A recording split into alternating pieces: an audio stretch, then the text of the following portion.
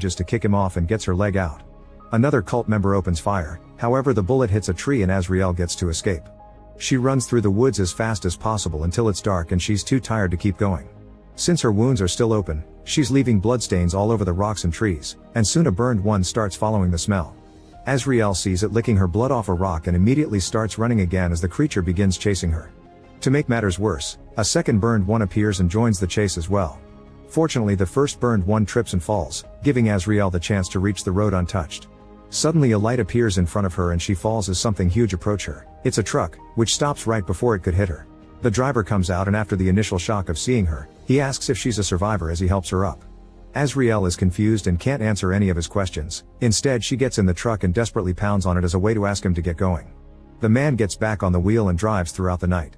He gives Azriel a cloth for her wound and explains he lives at the end of the road, where he has plenty of food. Azriel doesn't understand his language and shows him the cross-shaped scar on her neck, trying to make him realize she can't speak. The guy still doesn't get it and keeps on trying to make conversation to no avail. When he gives up, he turns on the radio and Azriel is amazed by the music. They barely get to ride a few miles when suddenly the driver is hit in the head by a bullet. The cultist in the middle of the road fires a couple more times yet he misses every shot because the truck has lost control.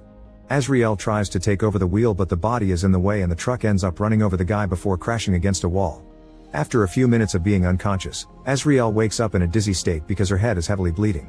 She takes a few steps out of the truck and falls to her knees in pain, only to notice the cultist is still alive. Azriel jumps on him and starts fighting him for the gun, hitting his head twice before they shoot the gun by accident and begin rolling into the forest.